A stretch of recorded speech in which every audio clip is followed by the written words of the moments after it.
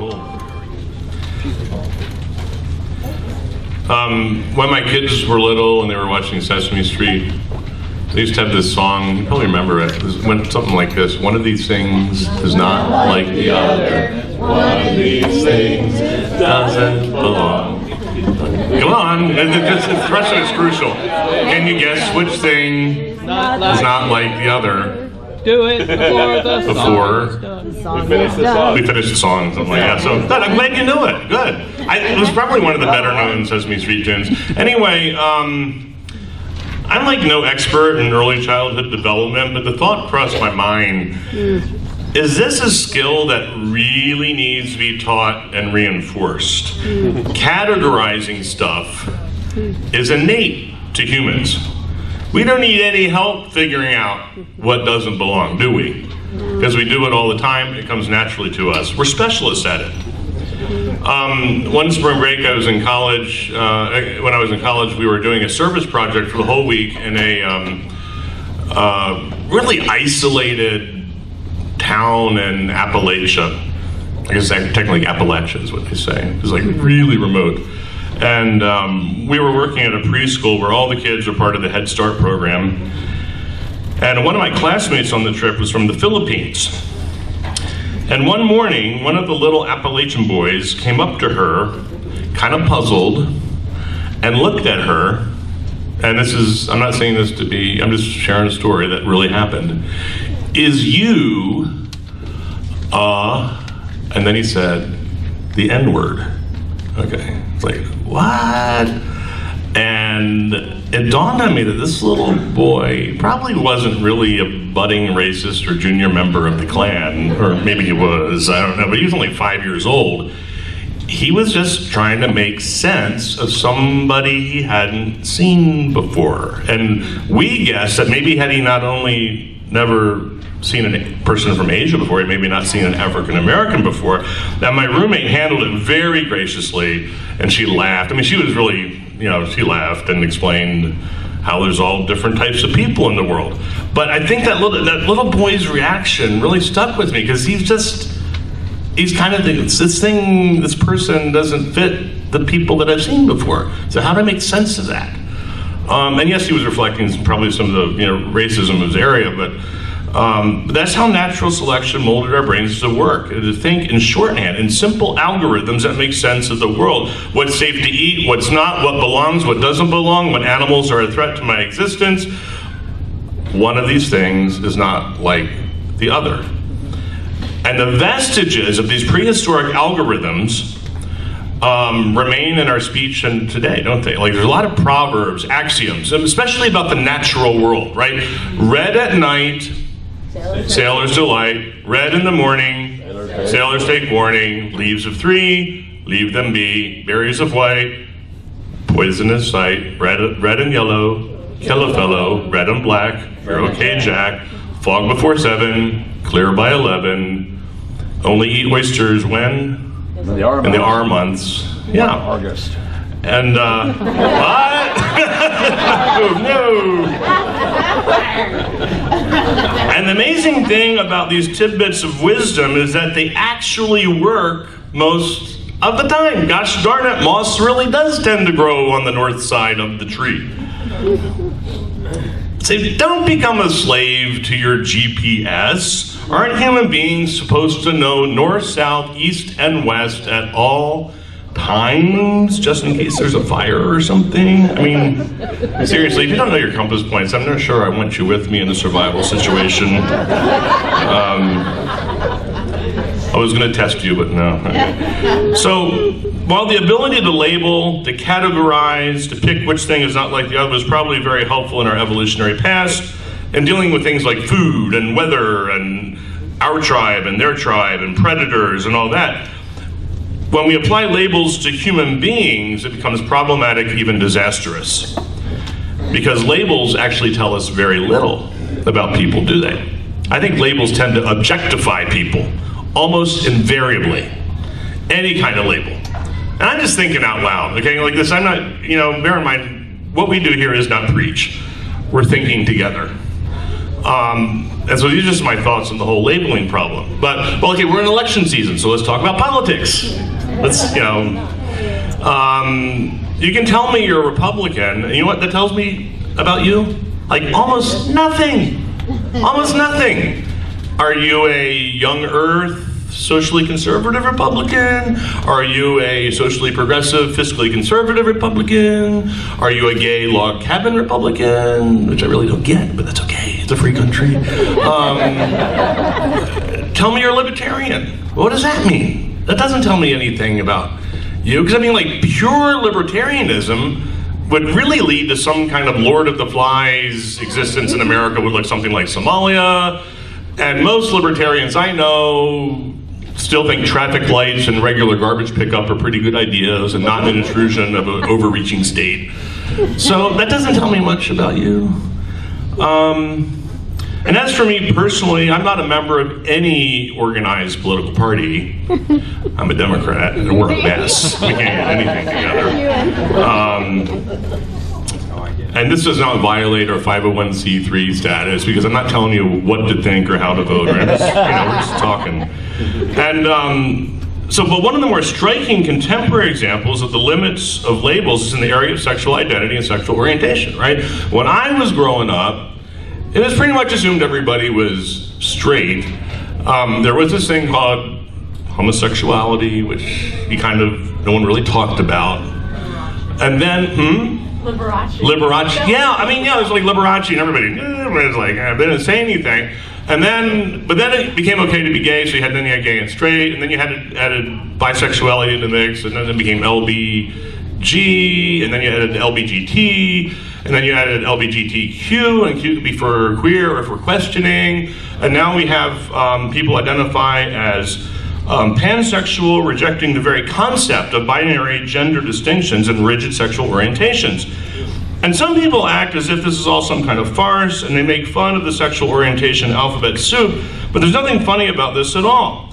I think the continual adding of letters is evidence of the extreme complexity of the human experience. People are straining to find ways to express what they're feeling inside, ways that earlier paradigms simply could not accommodate. Now, that's not entirely true, because there have been some cultures that made a special place for people that did not fit neatly into the male-female gender categories, and they were able to celebrate that difference, but that has certainly not been the norm in Western culture, especially with the legacy of the monotheistic religions. And I think what we're seeing is just the inadequacy of, and that's why we need LBGTQ, pan, whatever, because no label can contain something as complex as human sexual identity or sexual orientation, right? I mean, and I think even science is starting to, I think we're seeing this in the physical, like here again, I'm an English major, so I have no business talking about anything other than an exaltation of larks, really. But I remember reading somewhere how like the trend in pharmaceuticals, and somebody can correct me on this, is towards like boutique drugs that are that will be kind of engineered towards your unique DNA. I mean, it kind of makes sense now, because there's already like, half a bazillion different types of blood pressure medicines out there, because there's no one blood pressure medicine that works for like everybody, or even any category of people. It's too complex. I think we see the very same inadequacy of labels in the secular movement right now. We see people in the secular movement who identify as agnostic, as humanist, as free thinker, as the nuns, as atheists, with more labels yet to be added, I'm sure, because no one label can adequately get at, kind of what we believe about the world, and there's so much nuance involved. Neil deGrasse Tyson is really in tune with the nuance of language. Not only is he a great scientist, he's a great communicator, which is a rare combination. It really is. I mean, totally, yeah. I was reading a profile piece about him in the New Yorker a few months ago, and I was struck by something he said, and I'm going to quote from the article. When pressed, Tyson calls himself an agnostic, but he does it reluctantly. He resists labels. maintaining that atheism has come to imply activism. My confidence that there is a loving God who cares at all for your health or your longevity based on what I see in the physical universe is so low that it is not something I would spend any time investing in to try to explore any further about whether or not it's true, Tyson said. I'll let other people do that exploring, and if they bring the evidence to me, that's fine. And I clipped that out and saved it, because I think he's such a sharp guy. And I think we secularists, free thinkers, whatever we call ourselves, should take a clue from deGrasse Tyson. I think we can learn a lot from deGrasse Tyson. First of all, if you want to be famous and have people take you seriously, get a really cool name like deGrasse Tyson. Honestly, how many really famous people do you know named John Smith? Nah, like zero. There was a the explorer, he's dead though, right? You're talking about the dead explorer? Yeah. Pocahontas is a catchier name than John Smith. Yeah. Just ask people like Bob Dylan or Bono, Most people are also suckers for British accents. You say anything with a British accent, you automatically sound smarter, but I digress. I don't know why I said that. Okay, and secondly, the more important thing from Tyson, though, deGrasse Tyson, I'm sorry, he refuses to be boxed in by labels. Now, he has recognized that the term atheist is problematic in our culture. Because the term atheist, whether we like it or not, is synonymous in the minds of many people with extremist activism and antisocial behavior. And it's just a reality. It's not a so it doesn't matter what the dictionary definition of a word is. It's not a definition problem, it's a marketing problem. Do you think the Ford Motor Company will ever again try to market a car called an Edsel or a Pinto? No, because Edsel has the very name Edsel has become synonymous with a failure that nobody wants, and Pinto is synonymous with gas tanks that explode when you get rear-ended. And so in the New Yorker article, deGrasse Tyson doesn't want to get boxed in or limited by labels that mean different things to different people. He's not trying to sell a label. He's got bigger fish to fry. He's not out there trying to sell labels like atheist or agnostic. He's simply selling a rational, scientific, reason-based, empirical way of looking at the world. And I think for him to avoid labels is absolutely brilliant. And I think it's why it's one of our core values resonates so much.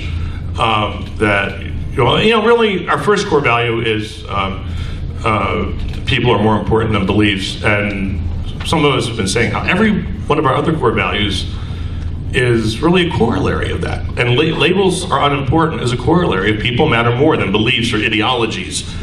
So can we imagine a world without labels? Labels that limit people, that objectify people, turn them into the feared other. It seems like a pipe dream, but we might be closer than we think. A while back, I saw something on the ABC News website, a story about a man up in Colorado who was admitted to the hospital for a kidney stone. And he got some surprising news when the nurse came back with the ultrasound results revealing that he had internal female organs.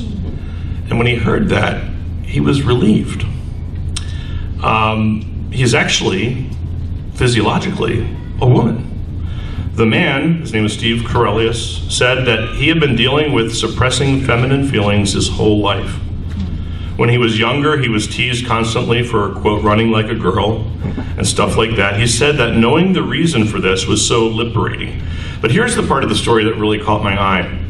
It was the response of his family, his wife of 25 years and his children, who accepted his new identity right away. Every one of them said, "We don't care one way or the other. We love you for who you are, and you're still my dad." That's the kind of world I want to live in. That's the kind of society I want to help create. I think communities like Houston Oasis and Kansas City Oasis and Dallas-Fort Worth Oasis and all the oases to come will help play a role in making that happen. We got a little bit more time. Tony Campolo is a fantastic, he's a speaker in the Christian world. He's a progressive evangelical, one of the most gifted public speakers I've ever heard. But he is an evangelical Christian, very well known. I mean, he's been on Colbert, he's been on The Daily Show, CNN. A few months ago, I guess, his son came out as an agnostic humanist, the son of one of those prominent evangelical, speakers and leaders in the world. And like I said, Tony's a great guy. I've met him. He's got this huge social conscience. He has wonderful service projects all over the world. But I was struck, and then there were articles about this, about his son coming out as an agnostic humanist, and Tony Campbell said, well, number one, I don't think he's going to hell because my God doesn't send people to hell for bad theology, which is, it's nice for an evangelical to say that.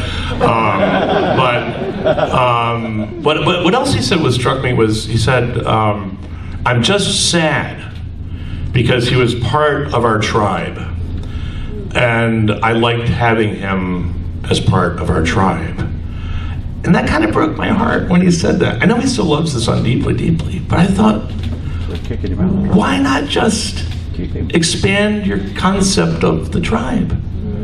Rather than saying he's out of the tribe, move the fence lines to make the tribe bigger. Expand the concept of the tribe of humanity itself. I don't know if we ultimately really need any other tribe than humanity. Now here's my postscript, and I didn't plan on saying this, but is sharing with you what we were working on this talk for you guys, and I talked about the story of working in Appalachia with my friend from the Philippines. I just remember her being a wonderful young woman back in college, and I couldn't think of her last name. I knew her first name was Anna, and I couldn't think of her last name. And then last night, her last name came to me. And so I thought, well, I might look her up, and I might even send a note saying, hey, I'm going to mention this time when we were on this, volunteer project and all that. And so I Googled her name, and it turns out she died in August. Because the first thing that came up was a story about her memorial service. So what was interesting to me was, apparently after college she had gone and spent time in the Peace Corps in Thailand, and then has an interracial family up in Michigan, and she was a physical therapist. And what struck me though is at the time when we were in college, she was a devout Catholic, because I had gone to Appalachia on a service project organized through the Catholic Student Center, and she was part of the Catholic Student Center.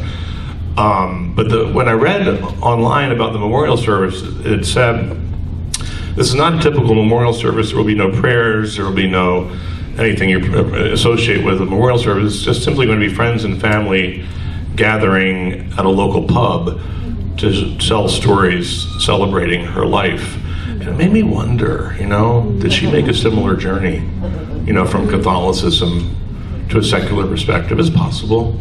Ultimately, it doesn't really matter, but what matters, I guess, the only reason I wanted to share that with you, because it made all this to me more poignant, that, life is just so short. I mean, she was my age. Life is so short. So too short to let ideologies and labels divide us and objectify people and hurt people.